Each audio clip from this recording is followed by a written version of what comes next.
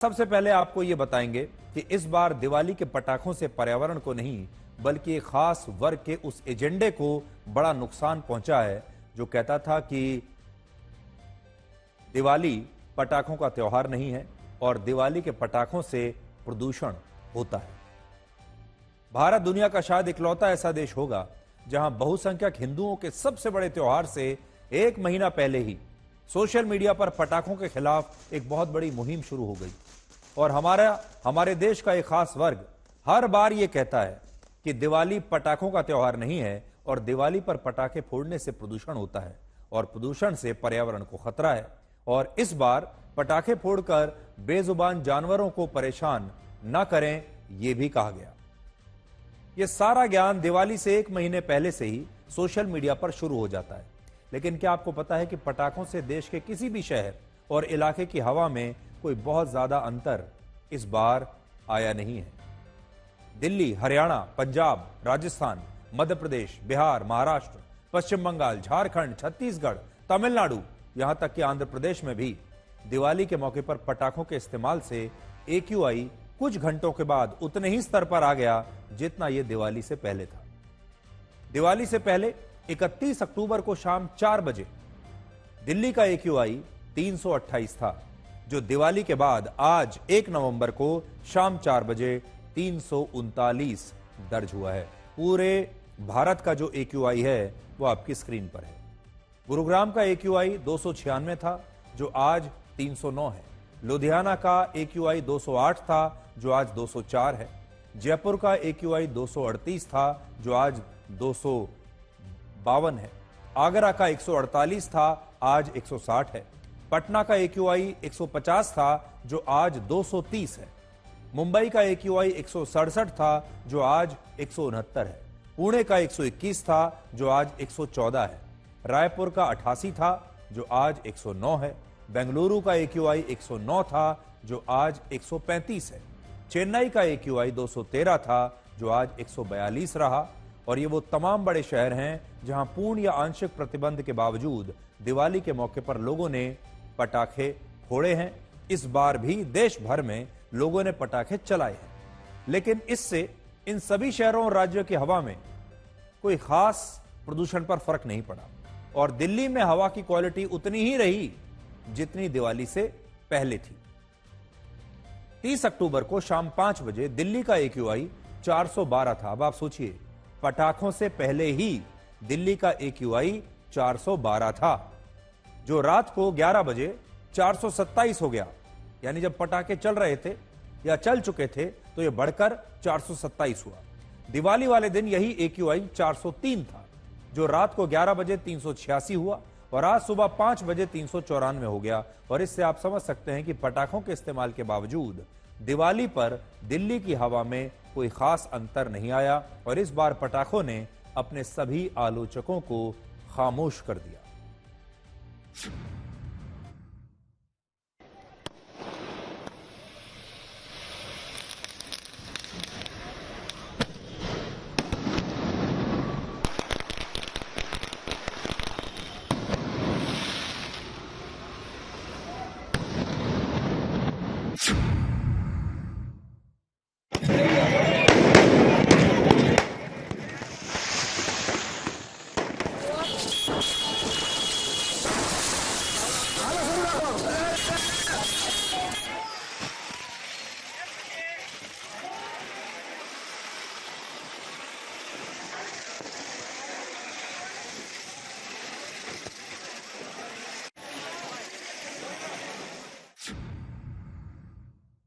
देखिए किस तरीके से यहाँ पर महिलाएं और पुरुष ये सभी दिवाली मना रहे हैं और खुशियां बांट रहे हैं, क्योंकि लगातार चाहे वो बच्चे हो बड़े हो, हर शख्स यहाँ पर दिवाली मना रहा है।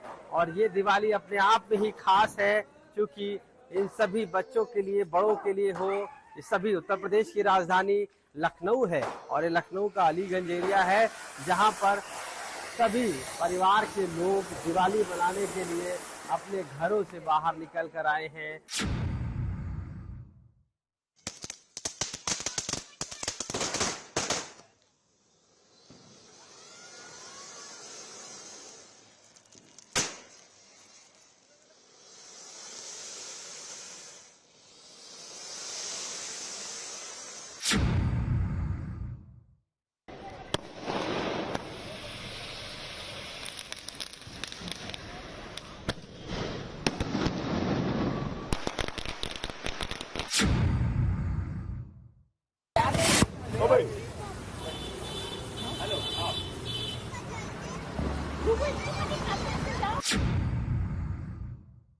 हम इस वक्त मौजूद है मध्य प्रदेश की धार्मिक राजधानी कहे जाने वाले उज्जैन शहर में, और यहाँ पर अगर आप देखें तो लोग अब आरती के बाद, पूजन के मुहूर्त के बाद अब निकल गए हैं, आतिशबाजी कर रहे हैं, पटाखे फोड़ रहे हैं, और जो युवा हैं वो खासतौर से आपको दिख जाएंगे, बढ़ चढ़कर भाग ले रहे हैं आतिशबाजी में, पटाखों को फोड़ने में। और आपको बता दें कि उज्जैन जो है वो मुख्यमंत्री मोहन यादव का गृह नगर भी है। उसी उज्जैन शहर में आप दिवाली की धूम और रौनक को देख पा रहे हैं।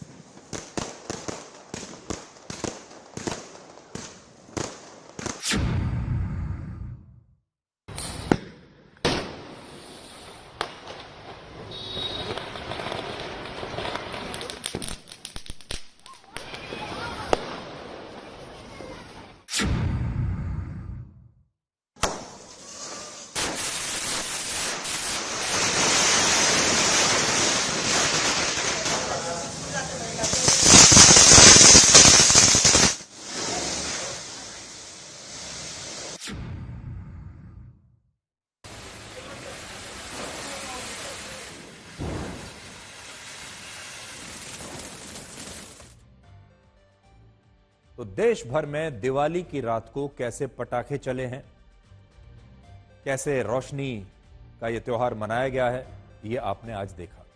बहुत सारी जगह तो पटाखों पर प्रतिबंध है, लेकिन उसके बावजूद लोगों ने पटाखे चलाए हैं।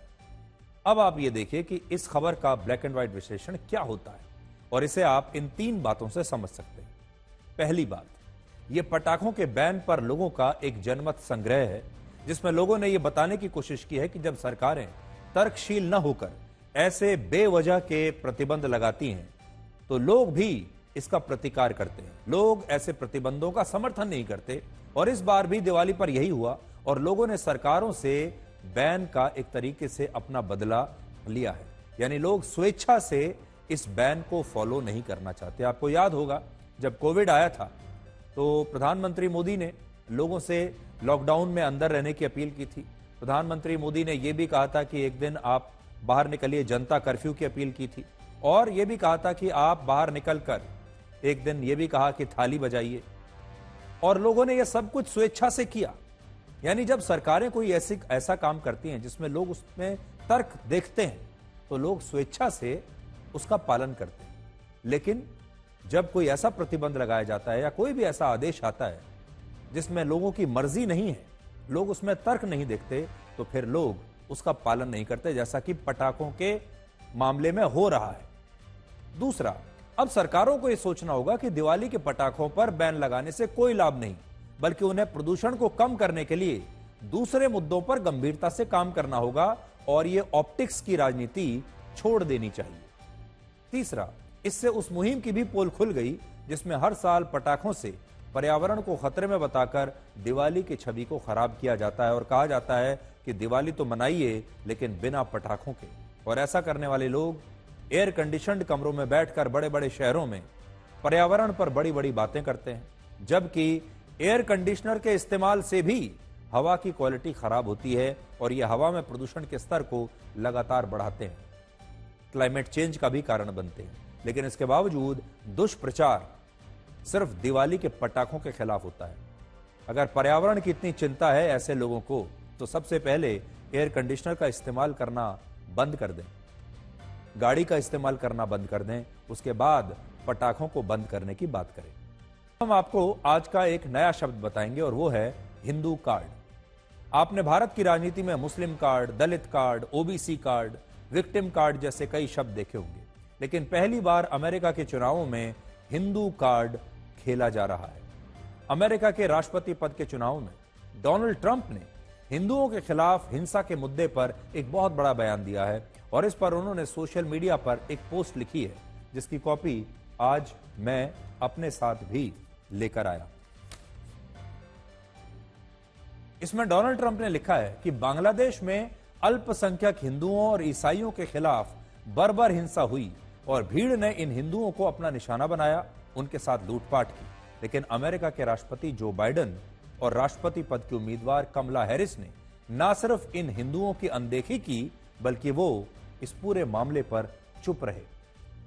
आगे डोनाल्ड ट्रंप लिखते हैं कि अगर वो फिर से अमेरिका के राष्ट्रपति बने तो वो कट्टरपंथी वामपंथियों के धर्म विरोधी एजेंडे के खिलाफ अमेरिका में रहने वाले हिंदुओं की रक्षा करेंगे और उनकी सरकार में भारत, मेरे अच्छे दोस्त प्रधानमंत्री मोदी के साथ अपनी महान साझेदारी को वो और भी ज्यादा मजबूत करेंगे। तो मैं पढ़कर आपको सुनाता हूं। मैं बांग्लादेश में हिंदुओं, ईसाइयों और दूसरे अल्पसंख्यकों के खिलाफ बर्बर हिंसा की कड़ी निंदा करता हूं, जिन पर भीड़ द्वारा हमला किया जा रहा है, लूटपाट की जा रही है और वो पूरी तरह अराजकता की स्थिति में है। ये बयान हमारे देश का कोई नेता नहीं दे रहा है, अमेरिका के पूर्व राष्ट्रपति डोनाल्ड ट्रंप ये बयान दे रहे हैं। फिर वो लिखते हैं, ये मेरे रहते कभी नहीं होता। कमला हैरिस और जो बाइडेन ने दुनिया भर और अमेरिका के हिंदुओं को अनदेखा किया है। हम कट्टर वामपंथियों के धर्म विरोधी एजेंडे से अमेरिकी हिंदुओं की रक्षा करेंगे। हम आपकी आजादी के लिए लड़ेंगे। मेरे प्रशासन में भारत और मेरे अच्छे दोस्त प्रधानमंत्री मोदी के साथ हम अपनी साझेदारी को भी मजबूत करेंगे। तो दो बातें आप समझिए, डोनाल्ड ट्रंप हिंदुओं को अपने चुनाव प्रचार के लिए इस्तेमाल कर रहे हैं और प्रधानमंत्री मोदी का नाम भी ले रहे हैं अपने चुनाव प्रचार में।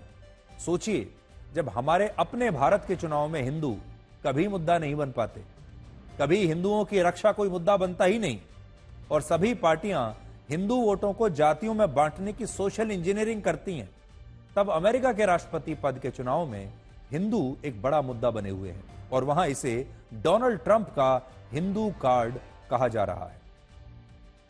अमेरिका में ये सोचिए, डोनाल्ड ट्रंप इतनी बड़ी बात कह रहे हैं हिंदुओं के लिए। ये पहली बार है जब किसी दूसरे देश में होने वाले चुनाव में हिंदुओं को लेकर इतना बड़ा बयान दिया गया है और हिंदू इतना बड़ा मुद्दा बन रहे हैं।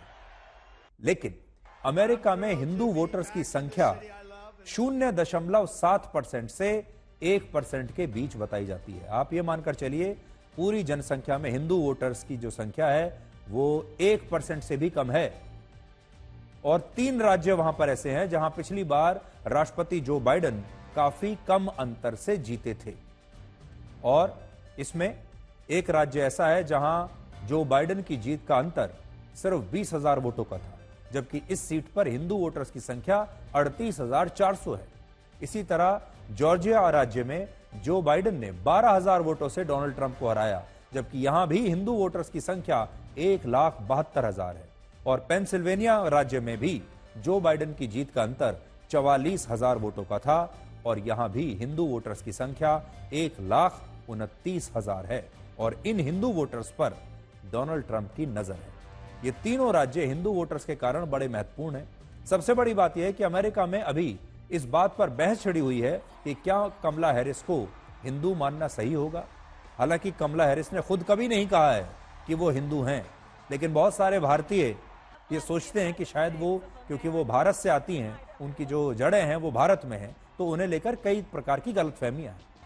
59 वर्ष की कमला हैरिस का जन्म अमेरिका के कैलिफोर्निया में हुआ था और उनकी मां श्यामला गोपालन तमिलनाडु से थी और ईसाई धर्म को मानती थी, जबकि उनके पिता यहूदी धर्म को मानते थे और अभी उनके पति भी यहूदी धर्म को ही मानते हैं, वो यहूदी धर्म से ही आते हैं। और यही कारण है कि अमेरिका में डोनाल्ड ट्रंप हिंदू वोटों को अपने साथ लाकर ऐसे राज्यों में अपनी जीत सुनिश्चित करना चाहते हैं जहां बहुत कम वोटों के अंतर से डोनाल्ड ट्रंप पिछली बार हार गए थे। और ये जो कम वोटों का अंतर है, इस अंतर को पूरा कर सकते हैं वहां के हिंदू वोट। यही यहां बड़ी बात यह है कि अमेरिका में कम से कम चुनाव में ही हिंदू वोटर्स एक बड़ा मुद्दा बने हैं। लेकिन हमारे अपने देश भारत में हिंदू कभी मुद्दा नहीं बन पाते और हिंदुओं को जातियों में बांट दिया जाता है। तो अमेरिका में आप देख लीजिए कि डोनाल्ड ट्रंप ने कितना जबरदस्त हिंदू कार्ड खेला है और उन्होंने कहा है कि वो हिंदुओं की रक्षा करेंगे। बांग्लादेश में जो हिंदुओं के साथ हुआ, उस मुद्दे पर अमेरिका को चुप नहीं बैठना चाहिए था। अगर वो राष्ट्रपति होते अमेरिका के, तो अमेरिका इसमें जरूर अहम भूमिका निभाता और हिंदुओं की रक्षा करता। ये काम हमारे अपने देश के लोग भी नहीं कर पाए, ये काम हमारे अपने देश के विपक्षी दलों के बड़े बड़े हिंदू नेता भी नहीं कर पाए कि वो बांग्लादेश में जो हिंदुओं पर अत्याचार हो रहा है उसके खिलाफ ठीक से आवाज उठा पाते। और ये काम अमेरिका में बैठकर डोनाल्ड ट्रंप कर रहे हैं, चाहे इसके पीछे उनका चुनाव प्रचार ही क्यों ना हो।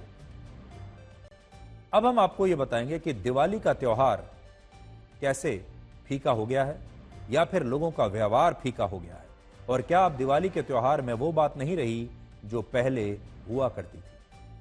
आज मैंने सोशल मीडिया पर एक पोस्ट पढ़ी जिसमें लिखा था कि अब वो दिवाली नहीं आती जब मां घर की सफाई में मेरी खोई हुई बॉल ढूंढ कर देती थी। इसका मतलब आप समझ रहे हैं? इसका मतलब यह है कि पहले घर की जब सफाई हुआ करती थी, हर दिवाली से पहले घर की सफाई होती थी, और बहुत सारा हमारा सामान ऐसा था जो घर में हम रख कर या तो भूल जाते थे या वो सामान घर में ही कहीं खो जाता था, और जब दिवाली की सफाई होती थी तब वो खोया हुआ सामान मिलता था। लेकिन क्या आपके घर में ऐसी दिवाली की सफाई होती है जब आपका खोया हुआ सामान फिर से मिल जाए? ये दिवाली की एक ऐसी अनुभूति थी जो इस त्योहार के बीतने के बाद भी हमारे अंदर कई दिनों तक जीवित रहती थी। तब दिवाली का त्योहार बहुत लंबा चलता था, उसकी जो खुमारी होती थी वो बड़ी लंबी चलती थी। पहले दिवाली आने का इंतजार होता था, लंबा इंतजार, फिर दिवाली आती थी, और फिर दिवाली के जाने तक भी दिवाली का जो रस था हमारे अंदर मौजूद रहता था, और ऐसा लगता था कि दिवाली का जो त्योहार है वो काफी लंबे समय तक हमारे मन पर राज करता था। लेकिन अब पिछले कुछ वर्षों से ऐसा हो गया है कि दिवाली का त्योहार कब आकर चला जाता है लोगों को पता ही नहीं चलता, और लोग एक दूसरे से यही कहते हैं कि अब दिवाली में वो बात नहीं रही जो पहले होती थी। और इस बार भी दिवाली के बाद बहुत सारे लोगों ने हमसे भी ये कहा कि उन्होंने भी ऐसा ही महसूस किया कि दिवाली में वो बात नहीं महसूस हो रही, दिवाली में वो मजा नहीं रहा जो पहले कुछ वर्ष पहले हुआ करता था। कब आई कब गई पता ही नहीं चला। तो अगर आपको भी ऐसा लगता है कि दिवाली में वो बात नहीं रही तो फिर थोड़ी देर हमारी बात सुनिए। दिवाली भारत का न सिर्फ सबसे बड़ा धार्मिक त्योहार है बल्कि हमारे देश का सबसे बड़ा सामाजिक त्योहार भी है, जिसमें परिवार के लोग, समाज के लोग इकट्ठा होकर इस त्योहार को मिलजुल कर मनाते हैं। लेकिन सोचिए, आज से 20 साल या 30 साल पहले हमारे घरों में जो दिवाली मनाई जाती थी, क्या अब भी हम वैसी ही दिवाली मना रहे हैं या वो बदल चुकी है? पुराने जमाने की कुछ तस्वीरें दिखा रहा हूं आपको आज। पिछले दशक की दिवाली कुछ ऐसी हुआ करती थी जहां अभी आप देख रहे हैं। पुराने जमाने की तस्वीरें हैं।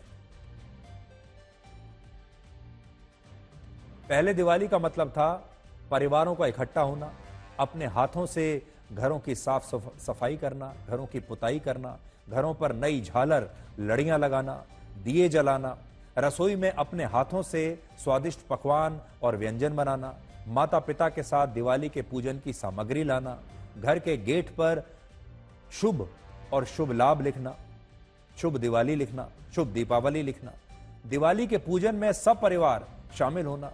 पूरा परिवार साल में एक बार जरूर इकट्ठा होता था, चाहे परिवार के जो सदस्य हैं, चाहे वो भारत के किसी भी कोने में रहते हों, चाहे दुनिया के किसी भी कोने में रहते हों, लेकिन सारे परिवार के सदस्य दिवाली पर वापस अपने घर जरूर आते थे। अगर सारे भाई हैं तो जरूर आते थे, और पूरा परिवार एक साथ मिलकर दिवाली मनाता था। और फिर लक्ष्मी पूजन के बाद बड़ों का आशीर्वाद लेकर घरों के बाहर पटाखे फोड़े जाते थे। लेकिन सोचिए कि आज के समय में भी लोग इसी तरह से दिवाली का त्योहार मनाते हैं। अब लोग दिवाली के पूजन से ज्यादा दिवाली के दिन या दिवाली के आसपास होने वाली दिवाली पार्टीज के बारे में सोचते हैं, ताश के पत्तों के बारे में सोचते हैं। अब लोग ये सोचते हैं कि वो दिवाली के दिन डिनर करने के लिए बाहर कहां जाएंगे। अब दिवाली शायद शॉपिंग तक सीमित रह गई है। इस बार भारत के लोगों ने दिवाली के मौके पर 4,25,000 करोड़ रुपए की शॉपिंग की है, जिसमें सोने चांदी की खरीदारी भी शामिल है। दिवाली का त्योहार कभी भी पार्टीज, डिनर और शॉपिंग के बारे में था ही नहीं, महंगे कपड़ों के बारे में था ही नहीं, गिफ्ट्स के बारे में था ही नहीं। दिवाली के दिन जब भगवान श्री राम 14 वर्षों का वनवास पूरा करके अयोध्या लौटे, तब अयोध्या के लोगों ने शॉपिंग करके दिवाली का जश्न नहीं मनाया था। क्योंकि दिवाली का त्योहार शॉपिंग के बारे में नहीं था, यह भगवान राम के स्वागत के बारे में था। लेकिन अब बहुत सारे लोगों ने दिवाली के त्योहार को शॉपिंग, दिवाली पार्टी और डिनर्स तक सीमित कर दिया है। और इसके बाद यही लोग कहते हैं कि दिवाली में अब पहले जैसी बात नहीं रही। पहले दिवाली पर पूरा की पूरा परिवार इकट्ठा होता था, उनके बीच लंबी लंबी बातें होती थी, परिवारों को अपनों के लिए समय मिलता था। लेकिन अब इस समय को भी मोबाइल फोन और रील्स ने उनसे छीन लिया है। अब दिवाली पर ज्यादातर परिवार रील्स बनाने के लिए इकट्ठा होते हैं, फोटो खींचने के लिए इकट्ठा होते हैं, और माना जाता है कि अगर आपने दिवाली के त्योहार की कोई तस्वीर या रील्स सोशल मीडिया पर पोस्ट नहीं की है तो आपने दिवाली का त्योहार मनाया ही नहीं। इस बार अकेले इंस्टाग्राम पर 17 करोड़ लोगों ने दिवाली पर अपनी तस्वीरें पोस्ट की हैं, 17 करोड़, और लगभग 2 करोड़ रील्स दिवाली पर बनाई गई हैं, जिससे आप समझ सकते हैं कि अब लोग दिवाली के पूजन से ज्यादा रील्स बनाने में और अपनी तस्वीरें खींचने में व्यस्त होते हैं। पूजा में किसी का ध्यान नहीं होता, ध्यान इस पर होता है कि जब हम पूजा कर रहे हैं तो हमारी फोटो कैसी आ रही है, जब हम पूजा कर रहे हैं, दिवाली मना रहे हैं और अपने परिवार के साथ बैठे हैं, तब हमारी तस्वीरें कैसी आ रही हैं, और बाद में इन स्पेशल इफेक्ट्स डालकर इनकी रील्स कैसे बनाई जाएगी। सोचिए, जब दिवाली रील्स के लिए मनाई जाएगी तो दिवाली में आखिर पहले जैसी बात कहां रहेगी। और अगर परिवारों के इकट्ठा होने के बावजूद सभी लोग अपने अपने मोबाइल फोन में ही व्यस्त रहेंगे तो दिवाली के त्योहार में एकजुटता और अपनापन आएगा कहां से।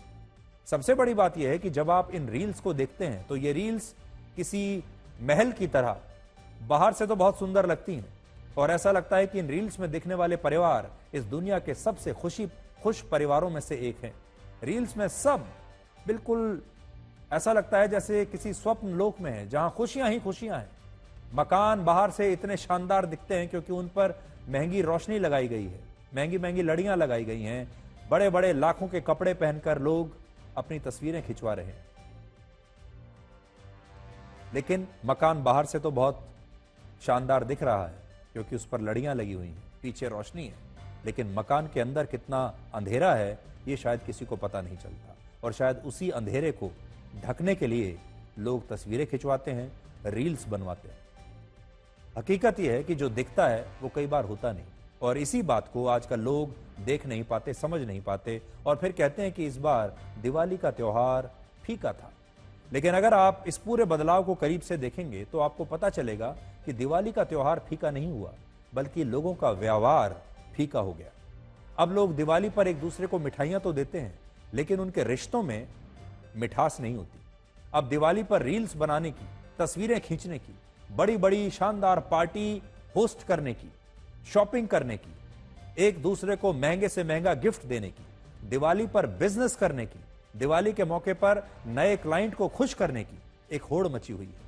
और लोगों ने दिवाली को एक शॉपिंग का त्योहार बना दिया है, चकाचौंध का त्योहार बना दिया है, जिसमें बिना पैसे के चकाचौंध हो नहीं सकती। जबकि ये शॉपिंग का नहीं बल्कि शुभ दीपावली का त्योहार है, जिसे शायद मोबाइल फोन ने, सोशल मीडिया ने बदल कर रख दिया है। तो पहले दिवाली की पूजा के बाद जो खील बताशे का सेवन होता था, खील बताशा बंटता था, अब उस खील बताशे की जगह ड्राई फ्रूट्स ने ले ली है, उस खील बताशे की जगह चॉकलेट्स ने ले ली है, महंगी महंगी फैंसी मिठाइयों ने ले ली है। क्या आपने कभी सोचा है कि आज से 25 साल पहले जब स्मार्टफोन नहीं था, इंटरनेट नहीं था, सोशल मीडिया नहीं था, हर घर में कैमरा नहीं होता था, लोग रील्स नहीं बनाते थे, तब दिवाली के दिन लोग नए कपड़े पहनकर क्यों तैयार होते थे? आज तो इसलिए तैयार होते हैं क्योंकि फोटो खींचनी है, रील्स बननी है, इसलिए सबसे ज्यादा ध्यान उस पर रहता है। लेकिन तब लोग तैयार होते थे अपने लिए, अपनों के लिए, फोटो के लिए नहीं। घरों में रंग रोगन और साफ सफाई तब क्यों हुआ करती थी? जब फोटो खींचनी ही नहीं, रील्स बननी नहीं, इंटरनेट है नहीं, घर में कैमरा है नहीं, तब लोग अपने घर की सफाई क्यों करते थे? क्यों इतनी अपने हाथों से रंगोली बनाया करते थे? दिवाली से पहले घर का रंग रोगन पुताई हुआ करती थी, नए कपड़े पहनते थे, अपनी रसोई में पकवान बनाते थे, व्यंजन बनाते थे। पुरानी कुछ तस्वीरें आपको दिखा रहे हैं कि पहले की दिवाली कैसी मना करती थी। लोग बाजार से पटाखे लेकर आते थे, ये किसी को दिखाने के लिए नहीं होता था। अपने लिए, अपने परिवार के लिए, अपने समाज के लिए होता था और सब कुछ दिल से होता था। ऐसा इसलिए था क्योंकि दिवाली का त्योहार मूल रूप से ऐसे ही मनाया जाता है, जिसमें लोग दिवाली के दिन देवी लक्ष्मी को अपने घर पर प्रसन्न होकर आमंत्रित करते हैं और ऐसी मान्यता है कि देवी लक्ष्मी लोगों के घरों में आकर उन्हें यश और वैभव प्राप्ति का आशीर्वाद देती है। लेकिन वो जाति उन्हीं के घर में है जिनके घर अच्छे से सजे होते हैं, जिनके घर साफ होते हैं। इसलिए लोग दिवाली के मौके पर घर की सफाई करते थे। लेकिन जब से मोबाइल फोन आया, सोशल मीडिया आया, इंटरनेट आया, तब से लोग शायद दिवाली के असली महत्व को भूल गए, उसके रूप को भूल गए और अब बहुत सारे परिवारों में लोग दिवाली मनाने के लिए नहीं बल्कि दिवाली की रील्स बनाने के लिए तैयार होते हैं और रील्स बनाने के लिए इकट्ठा होते हैं। जैसे ही फोटो खिंची, जैसे ही रील्स बनी, जैसे ही वीडियो बना, उसके बाद लोग एक दूसरे से दूर हो जाते हैं, अपने अपने काम में लग जाते हैं। यह बात आपको कड़वी लगेगी, लेकिन सच यही है कि दिवाली का त्योहार फीका नहीं हुआ बल्कि लोगों का व्यवहार फीका हो गया है। दिल्ली में 31 अक्टूबर को दिवाली के मौके पर एक लड़के ने एक भाड़े पर लिए शूटर की मदद से अपने 2 रिश्तेदारों की हत्या करवा दी और यह हत्या सिर्फ इसलिए हुई क्योंकि आकाश नाम के एक व्यक्ति ने इस लड़के से 70,000 रुपए उधार लिए हुए थे और वो इस उधार को, इस पैसे को लौटाने से मना कर रहा था। जिसके बाद इस लड़के ने एक शूटर को भाड़े पर लिया और अपने ही रिश्तेदारों की दिवाली के दिन हत्या करवा दी। और यह सब कुछ तब हुआ जब ये सारे लोग मिलकर दिवाली मना रहे थे।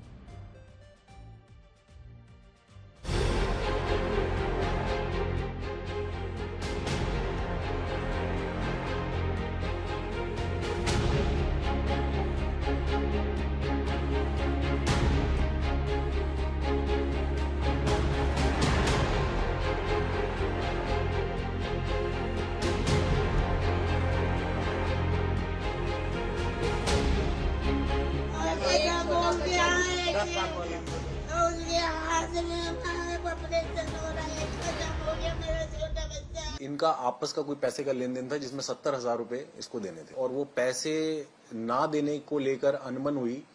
इसने उसके फोन उठाने छोड़ दिया आकाश को, जिसकी वजह से ये बहुत गुस्से में था, इसको पैसे की जरूरत थी। उसी के चलते इसने ये प्लानिंग करके इस वारदात को अंजाम कराया। तो सोचिए, जो भाड़े का जो शूटर था उसने दिवाली पर भी छुट्टी नहीं रखी, उस दिन भी काम कर रहा था। भारत में हर साल 5% से ज्यादा हत्याएं उधार ना चुकाने के कारण होती हैं और इनमें भी अधिकांश हत्याओं में दोस्त और रिश्तेदार शामिल होते हैं और इस घटना में भी यही हुआ है। यानी अगर पैसा उधार लिया है और वापस ना आए तो दोस्ती टूट जाती है। अब हम आपको यह बताएंगे कि क्या राहुल गांधी ने अपनी बहन प्रियंका गांधी के पुत्र रेहान वाड्रा को भी राजनीति के लिए तैयार करना शुरू कर दिया है और अपने वीडियो में तो उन्होंने रेहान को लॉन्च कर ही दिया है। हम दिवाली की बात कर रहे थे कि दिवाली पर क्या क्या होता है। राहुल गांधी ने भी दिवाली के मौके पर सोशल मीडिया पर एक नया वीडियो पोस्ट किया है जिसमें वो अपने भांजे यानी प्रियंका गांधी वाड्रा के बेटे रेहान वाड्रा के साथ बातचीत कर रहे और ये वीडियो उन्होंने अपने घर 10 जनपथ पर बनाया है।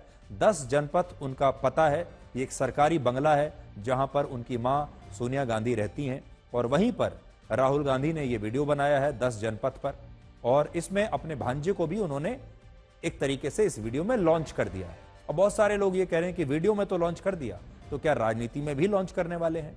और इस वीडियो में राहुल गांधी कह रहे हैं कि उन्हें यह सरकारी बंगला पसंद नहीं क्योंकि यहां रहते हुए उनके पिता राजीव गांधी की तमिलनाडु में हत्या हुई थी और इसलिए इन्हें यह घर पसंद नहीं है। लेकिन वो अपने भांजे को बता रहे हैं कि आज के जमाने में कैसे लोग असली दिवाली से, असली परिश्रम से, घर की सफाई कैसे जो होती है, ऐसी चीजों से दूर होती जा रही है आजकल की पीढ़ी। और जो मजदूर उनके घरों में यहां काम कर रहे हैं राहुल गांधी के घर पर, उन मजदूरों से वो राहुल गांधी बात कर रहे हैं क्योंकि उनके घर में भी रंगाई पुताई का समय का काम चल रहा है दिवाली के मौके पर। जैसे हम सबके घरों में दिवाली से पहले हम अपने घर की मरम्मत कराते हैं, अपने घर को पेंट कराते हैं, अपने घर को एकदम नया जैसा बनाते हैं, ऐसा ही कुछ राहुल गांधी के घर पर भी हो रहा है। अब फर्क यह है कि उन्होंने इसका भी वीडियो बना लिया और यह वीडियो अब आपके सामने पेश है। आमतौर से हम दिवाली मनाते हैं, मगर जो घर में रोशनी लाते हैं उनसे हम कभी मिलते नहीं हैं, उनसे हम कभी बात नहीं करते, उनकी लाइफ को हम समझते नहीं हैं। इसलिए मैंने सोचा कि इस बार दिवाली मनाने से पहले मैं उन लोगों के साथ बात करूं, उनकी समस्याएं समझूं। हाथ थोड़े जल रहे हैं। This is not हुनर, according to our economists and our bureaucrats, this is ये हुनर थोड़ी है, ये तो कुछ और है। क्या प्लान है? सर पहले आपको तो जहाँ जहाँ टूटा भंगा है निकालना है। हाँ उसको स्क्रैप करना है। चलो चलो, जो सब निकलेगा सर उसको निकालना है। ऐसे है। हाँ जी। हाँ ठीक ठीक। कितने घरों में काम करते हो भैया? इस डिवीजन में तो हम जैसे यहाँ हैं, एसपीजी है, 7-3 है, लाल बहादुर शास्त्री है, 4-5 है। सही है? हाँ सही सही। ओके तो नहीं लग रहा भैया? नहीं आप लगाते हुए आए हो, ढीला लग रहा है मुझे। नहीं वो क्या हो जाएगा?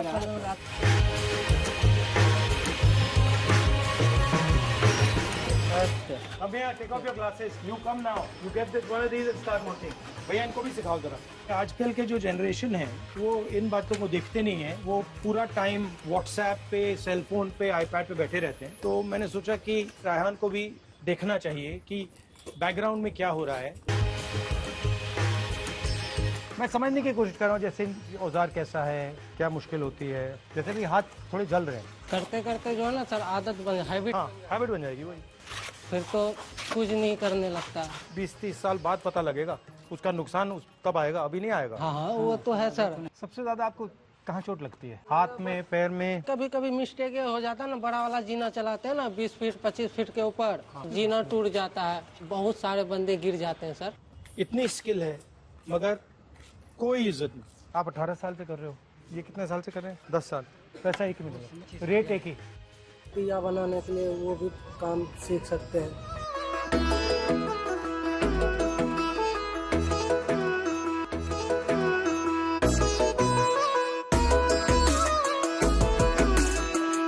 मम्मी की मसल बनी हुई है।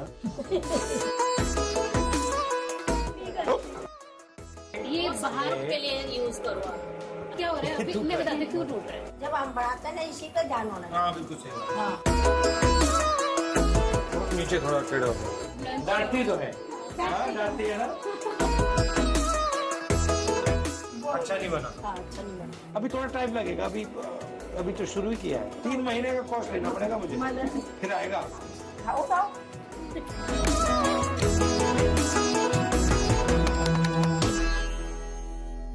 उत्तम नगर में तो मुझे बहुत अच्छा लगा, क्योंकि मैंने असली हिंदुस्तान का टैलेंट देखा। वो महिलाएं अकेली लड़ रही थी, उनके पिता नहीं थे, पूरी फैक्ट्री वो चला रही थी। उस कमरे में इतना टैलेंट था, देखकर मुझे बहुत खुशी हुई। ओरिजिनली यही करते हो तो ये बॉस है।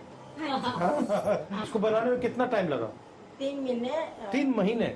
और ये फादर का नेशनल अवार्ड वाला पीस है, मिनिएचर पॉटरी पर उनको मिला था 1990 में। The father was a scientist basically. He wasn't making diyas. He was a scientist doing research. This is the one I made, by the way. Yeah. Yeah, but look at this. This is bad. She made me sign that. इसमें signature कर दो। I didn't think I made that fully. I made these reasons. Rahul Gandhi ये videos क्यों बनाते हैं हमें नहीं पता।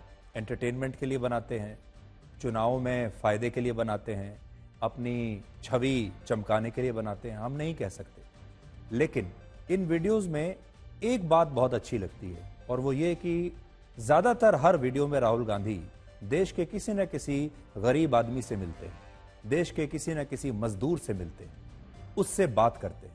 और आज भी उन्होंने जो बात कही वो बात बहुत अच्छी है, और ये बात बिल्कुल सच भी है कि ये जितने लोग आप देखते हैं जो हमारे देश के श्रमिक हैं, ये मेहनत करते हैं, बहुत परिश्रमी हैं, इनके पास कौशल है, इनके पास प्रतिभा है, इनके पास स्किल है, इनके पास पूरा हुनर है, इनके जैसा और कोई काम नहीं कर सकता। लेकिन इनके पास इज्जत नहीं है और इनके पास पैसा नहीं। तो हो सकता है हमारे समाज में आज भी इस तरह के लोगों की हम इज्जत नहीं करते, उन्हें कभी आप कहकर बात नहीं करते, उन्हें कभी अपने साथ बैठाकर चाय नहीं पिलाते। हो सकता है कि इस तरह के वीडियोस से एक सामाजिक बदलाव आ जाए। हम ये तो नहीं कह सकते कि ये वीडियोस बनाकर राहुल गांधी चुनाव जीत जाएंगे, ये नहीं, हमें नहीं पता, लेकिन एक सामाजिक बदलाव इनसे जरूर आ सकता है। और इस वीडियो की दूसरी खासियत है रेहान वाड्रा। रेहान वाड्रा जो प्रियंका गांधी वाड्रा के पुत्र हैं, उनकी उम्र 24 साल है, युवा है। और रेहान वाड्रा ने लोकसभा चुनावों के दौरान संविधान की रक्षा को लेकर एक बयान भी दिया था, जिसके बाद ये बड़ी चर्चा हुई थी कि क्या वो भी राजनीति में आने की तैयारी कर रहे हैं। रेहान वाड्रा के पिता रॉबर्ट वाड्रा इस बार लोकसभा का चुनाव लड़ना चाहते थे। कई बार वो हर जगह सार्वजनिक मंच पर खुलकर यह बात कह चुके हैं कि मैं चुनाव लड़ना चाहता हूं। वो अमेठी से चुनाव लड़ना चाहते थे, रायबरेली से भी लड़ना चाहते थे। उनके मन में यह इच्छा है कि वो लोगों की सेवा करें, लेकिन कांग्रेस ने उन्हें अमेठी से टिकट नहीं दिया। लेकिन उसके बाद से रेहान वाड्रा अक्सर चर्चाओं में रहते हैं और रेहान वाड्रा वायनाड में अपनी मां प्रियंका गांधी वाड्रा के नामांकन और रोड शो के दौरान भी मौजूद थे। रेहान वाड्रा ने डून स्कूल से पढ़ाई की है और उन्हें फोटोग्राफी का बड़ा शौक है। और ऐसा कहा जाता है कि उन्हें राजनीति भी काफी पसंद है और हो सकता है कि राहुल गांधी ने बातों बातों में इस वीडियो के जरिए अपने भांजे को लॉन्च भी कर दिया हो। अब हम आपको आने वाले विधानसभा चुनावों से जुड़ी ऐसी 5 खबरें बताएंगे जिनमें हमारे देश की राजनीति का पूरा चरित्र छिपा हुआ है। पहली खबर यह है कि झारखंड के मुख्यमंत्री हेमंत सोरेन ने अपने नए एफिडेविट में अपनी उम्र 49 साल बताई है, जबकि वर्ष 2019 में जब उन्होंने अपना एफिडेविट दायर किया था पिछले चुनाव के दौरान, तब उन्होंने अपनी उम्र 42 साल बताई थी। इसका मतलब यह हुआ कि 2019 से 2024 के बीच 5 वर्षों में हेमंत सोरेन की उम्र 7 साल बढ़ गई। दूसरी खबर यह है कि उत्तर प्रदेश में 9 विधानसभा सीटों पर उपचुनाव से पहले समाजवादी पार्टी ने एक नया नारा दिया है। अखिलेश यादव का एक नया नारा है, हर जगह पोस्टर्स पर लग रहा है और यह नारा है जुड़ेंगे तो जीतेंगे। और अब उपचुनाव में बीजेपी के बटेंगे तो कटेंगे के नारे का मुकाबला अखिलेश यादव इस नारे से करेंगे, जीतेंगे, जुड़ेंगे तो जीतेंगे। तो आपने देखा कि योगी आदित्यनाथ ने नारा दिया बटेंगे तो कटेंगे, और अब उसका जवाब दिया है अखिलेश यादव ने जुड़ेंगे तो जीतेंगे। ये उत्तर प्रदेश की राजनीति के आपको दो तस्वीरें हैं, ब्लैक और व्हाइट की तरह बिल्कुल स्पष्ट। एक विचारधारा है जुड़ेंगे तो जीतेंगे और दूसरी विचारधारा है कटेंगे तो बटेंगे, बटेंगे तो कटेंगे। तीसरी खबर महाराष्ट्र से है, जहां एनडीए की तरफ से अजीत पवार की पार्टी ने नवाब मलिक को विधानसभा चुनाव में टिकट दे दिया है, जबकि बीजेपी पहले नवाब मलिक को अंडरवर्ल्ड माफिया और भारत के मोस्ट वांटेड अपराधी दाऊद इब्राहिम का आदमी बताकर उनकी आलोचना करती थी। लेकिन अब उसी नवाब मलिक को महाराष्ट्र के चुनाव में इस बार एनडीए के उम्मीदवार के तौर पर उतारा जा रहा है। Nawab Malik is back. चौथी खबर भी महाराष्ट्र से है, जहां बीजेपी ने राज ठाकरे के बेटे अमित ठाकरे के चुनाव लड़ने को अपना समर्थन दिया है, जबकि मुख्यमंत्री एकनाथ शिंदे ने अमित ठाकरे के खिलाफ अपने उम्मीदवार के नाम का ऐलान कर दिया है। तो बीजेपी अक्सर यह तो कहती है कि वो समर्थन दे रही है, और यहां राज ठाकरे के बेटे का चुनाव लड़ने का मतलब है परिवारवाद।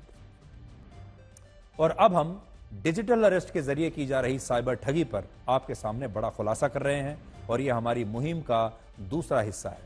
आप अक्सर सोचते होंगे कि डिजिटल अरेस्ट की साइबर ठगी में जो लोग हैं, ये कौन लोग हैं जो इसमें शामिल हैं। और जब ये वीडियोस बनाते हैं जिसमें पुलिस वाले आपको पुलिस स्टेशन में बैठे हुए दिखाई देते हैं, ये वीडियो कहां से बनते हैं, ये लोग कहां से कहां बैठकर आपसे बातें करते हैं और साइबर ठगी करते हैं।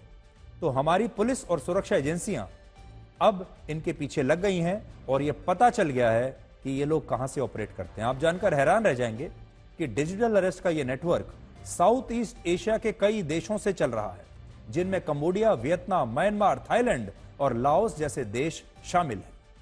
इन देशों में बैठकर साइबर ठग कभी पुलिस वाले बनकर, कभी सीबीआई, कभी ईडी और या कभी कस्टम्स के अधिकारी बनकर, और कभी पार्सल के नाम पर लोगों को डिजिटल अरेस्ट कर लेते हैं और उनसे करोड़ों रुपए ठग लेते हैं।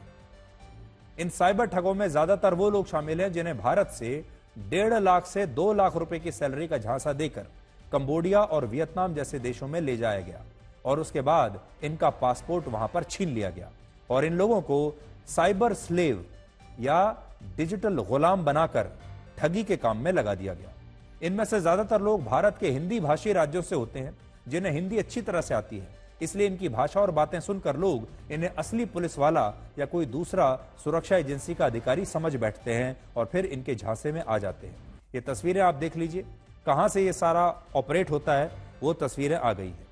कंबोडिया में भारत के दूतावास ने यहां नौकरी के इच्छुक लोगों के लिए एक एडवाइजरी जारी की है और कहा है कि यहां टूरिस्ट वीजा पर नौकरी के लिए ना आए, ये अवैध है और आप मानव तस्करों के जाल में फंस सकते हैं जो ऐसे भारत के लोगों को ऑनलाइन स्कैम और दूसरे अवैध गतिविधियों में शामिल होने के लिए वहां ले जाकर मजबूर कर देते हैं।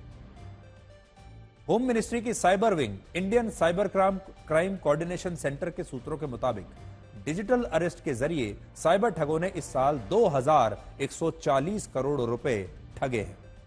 सोचिए 2000 करोड़ रुपए से ज्यादा की यह ठगी सिर्फ पिछले 10 महीनों में हुई है। इस तरह साइबर ठगों ने हर दिन 6 करोड़ रुपए भारत के लोगों से लूटे हैं। अक्टूबर तक डिजिटल अरेस्ट से संबंधित 92,334 मामले गृह मंत्रालय के साइबर विंग में दर्ज हो चुके हैं। गृह मंत्रालय की जांच के मुताबिक ज्यादातर साइबर ठग कंबोडिया में चाइना के कैसीनो में बने कॉल सेंटर्स से ऑपरेट करते हैं। इन कैसीनोज को अब आईटी कंपनीज में बदल दिया गया है और इन्हीं फर्जी आईटी कंपनियों में लोगों को झांसा देकर भर्ती कराया जाता है और उनसे ठगी कराई जाती है और यह पैसा दुबई और वियतनाम में जो है एटीएम से निकाल लिया जाता है।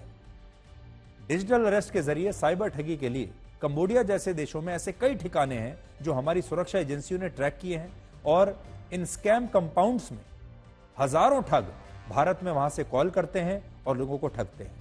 कंबोडिया, म्यांमार और वियतनाम में बैठे साइबर अपराधी अपने एजेंट्स के जरिए भारत से सिम कार्ड मंगवाते हैं और जांच में पता चला कि करीब 45,000 सिम कार्ड कंबोडिया और म्यांमार भेजे जा चुके हैं। हालांकि बाद में इन सिम कार्ड्स को भारतीय एजेंसियों ने डीएक्टिवेट कर दिया है। उत्तराखंड एसटीएफ ने लगभग 3,000 M2M सिम कार्ड सीज किए हैं। M2M यानी machine to machine SIM card. आम सिम कार्ड से ये अलग होते हैं और इनमें ग्लोबल कनेक्टिविटी के साथ डायनेमिकली नेटवर्क स्विच करने की सुविधा होती है और इनमें नेटवर्क कनेक्टिविटी भी बेहतर होती है। विदेशों में बैठे साइबर क्रिमिनल्स के पास भारत के सिम कार्ड्स उनके भारतीय एजेंट्स के जरिए वहां पर भेजे जाते हैं और हमें कुछ साइबर ठगों और उनके कॉल सेंटर्स की कुछ एक्सक्लूसिव तस्वीरें मिली हैं जो आज हम आपको दिखाना चाहते हैं। आप जरा देखिए। साइबर ठगी और साइबर अरेस्ट के लिए जो लोग पुलिस की वर्दी में नजर आते हैं, हकीकत में वो किस तरह के होते हैं, आप इस तस्वीर में जरा देखिए। विदेशों में बैठे ये नकली पुलिस वाले लोगों को डरा धमकाकर लाखों करोड़ों रुपए ठग लेते हैं और इनकी ये नकली वर्दी सिर्फ वीडियो कॉल पर लोगों को डराने के लिए होती है। इसलिए डिजिटल अरेस्ट होने या आपके साथ साइबर ठगी होने पर तत्काल आप होम मिनिस्ट्री की साइबर विंग के हेल्पलाइन नंबर 1930 पर संपर्क कीजिए। डिजिटल अरेस्ट और साइबर फ्रॉड को लेकर गृह मंत्रालय ने एक हाई लेवल कमेटी भी गठित की है और गृह मंत्रालय की इंटरनल सिक्योरिटी के सेक्रेटरी इस कमेटी को मॉनिटर कर रहे हैं। Indian cyber crime coordination centre ने सभी राज्यों की पुलिस से संपर्क किया है और ऐसे मामलों में तत्काल एक्शन के निर्देश उन्होंने दिए हैं। और अब तक 6 लाख मोबाइल फोन ब्लॉक किए गए हैं जो साइबर फ्रॉड और डिजिटल अरेस्ट की घटनाओं में शामिल रहे हैं। 709 मोबाइल एप्लीकेशंस ब्लॉक हुई हैं। 1,10,000 IMEI नंबर ब्लॉक हुए हैं। इसके अलावा साइबर फ्रॉड से जुड़े 3,25,000 बैंक खाते फ्रीज किए जा चुके हैं। और हाल ही में प्रधानमंत्री मोदी ने भी मन की बात में डिजिटल अरेस्ट और साइबर फ्रॉड की घटनाओं को लेकर लोगों को जागृत किया था। लेकिन आज हम आपको जो बताना चाहते हैं वो देखिए कि ये ऑपरेट कैसे होता है।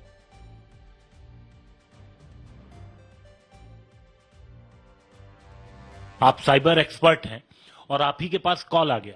बिल्कुल, मतलब काफ़ी दिन से कॉल आ रहा था, तो मैं ऑफिस में जैसे ही आया तो एकदम से मेरे पास इनकमिंग कॉल आया और जैसे ही मैंने पिक किया वो उसमें बोला कि ट्राई से आपके पास कॉल है और आपका नंबर 2 दिन में ब्लॉक हो जाएगा। आप ये देखेंगे कि इस पे ये एक पुलिस ऑफिसर मुझे अलग अलग तरीके से धमकाने की कोशिश कर रहा है कि आपके नंबर से मनी लॉन्ड्रिंग हुआ है, आपका नंबर जो है एक मनी लॉन्ड्रिंग केस में कोई सुरेश प्रभु करके है उसके केस के अंदर आया हुआ है।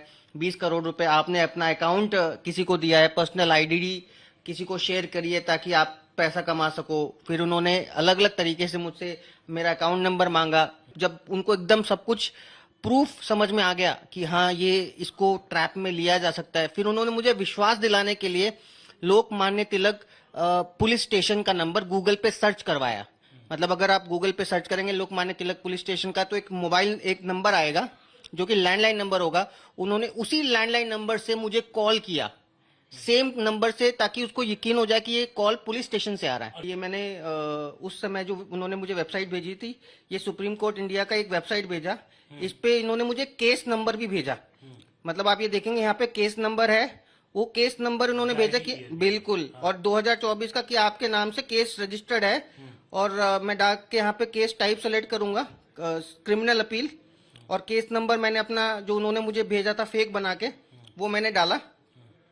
और जैसे ही मैं इसको सर्च करूंगा तो ये एक फेक वारंट मेरे नाम पर इशू कर देगा। मतलब जो मैंने, इन्होंने मुझसे आधार कार्ड मांगा था, आधार कार्ड पर से उन्होंने फोटो उठाई, उन्होंने मेरे आधार की नंबर निकाला और ये मेरे लिए एक वारंट बना के दे दिया कि आपकी सारी संपत्ति जो है हमने जब्त कर ली है, अब आपको पुलिस कभी भी पकड़ लेगी। ये सीबीआई से इन्होंने एक वारंट बना के दे दिया। मैंने अपना नाम रवि कुमार फेक नाम बताया था।